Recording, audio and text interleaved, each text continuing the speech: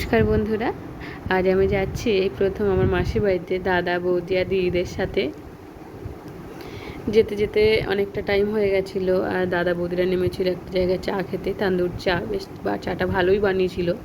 প্রথমে তো আমি খেতে চাইছিলাম না, তারপর দাদার বলাতে আমি খেলাম আর তারপর চলে এসেছিলাম মাসির বাড়িতে। রাতে আর কোনো ভিডিও করিনি, রাত হয়ে গেছিলো, টায়ার্ড লাগছিলো তাই জন্য।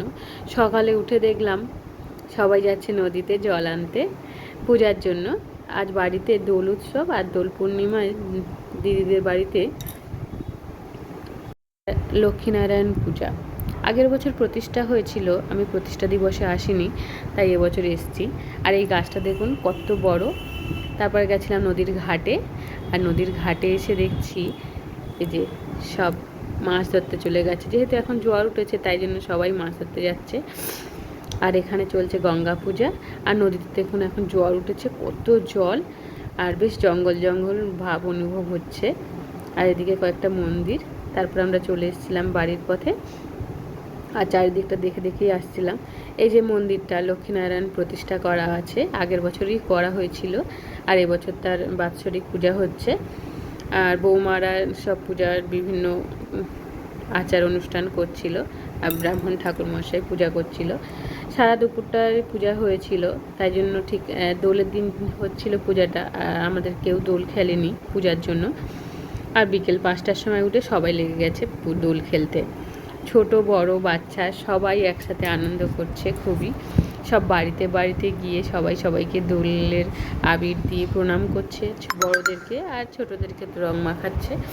রাস্তায় যাকে পারছে দাদা বৌদি সবাই মিলে, আর বৌমারা যাকে পারছে সবাইকে নিয়ে দোল খেলছে। আর সন্ধ্যেবেলা অনুষ্ঠান ছিল কীর্তনের, তাই জন্য এখানে প্যান্ডেল করা হয়েছে। আর এই প্যান্ডেলের ভিতরে এসে সবাই দেখছে আবির খেলা শুরু করে দিয়েছে। আর এখানে দিদি ছিল বসে, আর দিদি এইখানে এটা বৌদি, দিদি আর বৌদির একটু অসুস্থ, তাই জন্য ওরা ঘরে বসেছিল।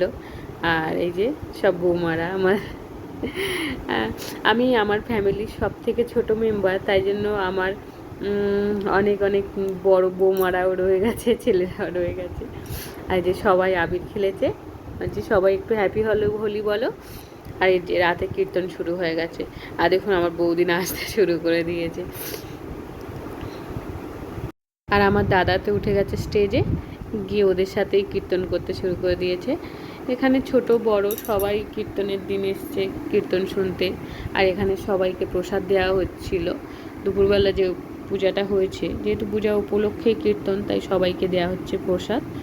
আর এদিকে কীর্তন হচ্ছে, কীর্তনটা খুব ভালোই হচ্ছিল, কিন্তু আমরা তো চলে আসবো, বেশিক্ষণ থাকতে পারবো না, তাই দিদি দাদা সবাই মিলে একটু কীর্তনটা উপভোগ করছে। আর এই যে এবার আমরা চলে যাব, টাইম হয়ে গেছে চলে যাওয়ার। আর সবাইকে বাই বলছিলাম, এই যে সবাই সবাইকে বলে দিচ্ছিল যে আমরা চলে যাব এবার। যে আমরা গাড়িতে উঠে গেছি, এবার আমরা বেরিয়ে যাব। আর সবাই বলছিল যে আবার আসতে, আমরা আজ যেন থেকে যাই, কিন্তু দাদারা যেহেতু চলে আসবে আমরা চলে আসছিলাম। সবাইকে টাটা জানিয়ে আমরা আবার বাড়ির পথে ধরছিলাম। ব্রিজ টপকে রাজসমুদ্র 13 নদীর পাড়ে গেছিলাম, আর বাড়ি ফিরছি এখন।